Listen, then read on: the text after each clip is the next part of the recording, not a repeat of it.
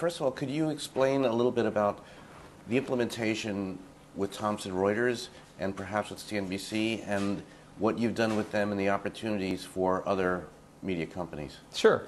I mean, as background, the company spun out of BBN Technologies with BBN's rich speech-to-text, natural language processing, and search technologies that had been developed for government applications around national security. So that was the technology that we were born with.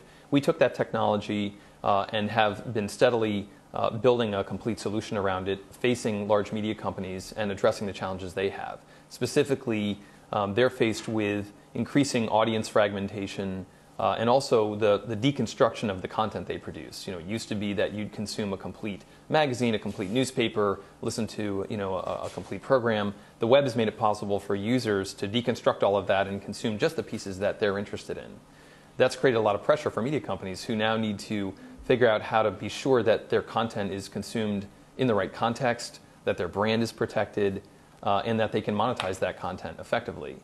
So in the case of Thomson Reuters and CNBC, who are two of our large customers, they use this technology to basically add to their workflow, process all of their, in this case, video content through our workflow, richly attribute it with timestamped transcripts, automatic tagging, and in the case of CNBC, we actually translate those transcripts into ticker symbols, stock ticker symbols.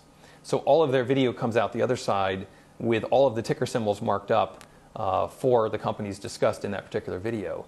That then helps them be much more effective at their syndication strategies. But how do you put in the automated hyperlinks into the text? That's pretty awesome. How does that work?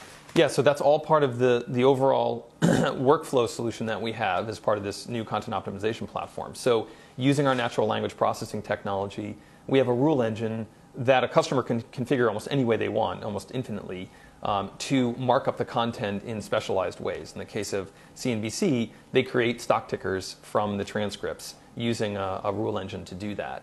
So that's an example of how this workflow adds value along the process to make that content more discoverable and thus a bigger business for CNBC. Great. So now you're getting in the marketplace. How do you see this as a solution to media companies in a sort of in terms of like what they have to do in terms of making their data more available either on their own site or in a syndication strategy? How do you help them? That's right. I mean, the big challenge they have right now is how do I make my content more discoverable and out on the web? And that's the search economy, that's Google, Bing, etc., social media, Facebook. And then how do I improve engagement once people are on my site? And the big challenge is all this content exists, but it doesn't exist in a way that is normalized. It can't be easily accessed or discovered because the metadata is either missing or it's inadequate or inaccurate. Social tagging has been one approach to that, but it's sort of an incomplete approach. Editorial tagging has been an approach to this, but again, resource constraints mean that most content objects that a publisher is producing don't have enough tags to really make the content findable out on the web and on the particular site of a content producer. If they can solve those two things, they really unlock the opportunity to build audience and thus build a bigger business. Yeah, one of the key things that we decided early on was that we weren't going to be a forklift strategy. So we were going to make sure we were compatible with our customers' existing infrastructure.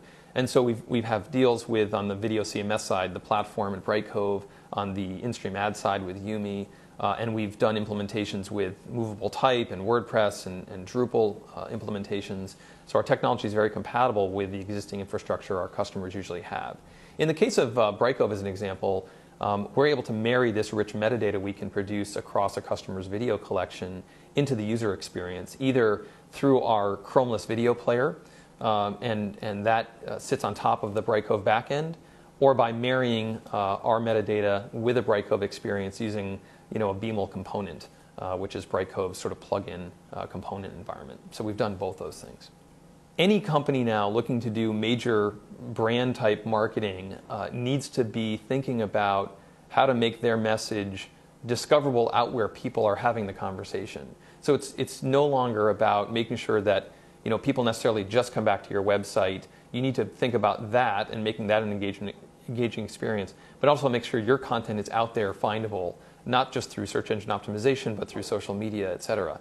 To do that, you need to really richly wrap all of your content so that it can be intelligently indexed and published and syndicated out into the web where people are out discussing it and searching for it, whether it's on a Facebook or in a major search engine. I think that applies beyond just media companies. In fact, I'd argue that all companies, all large companies now are media companies. You have to be. Even if you're a B2B manufacturer, you need to be a media company because that's how marketing is going to take place now and into the future.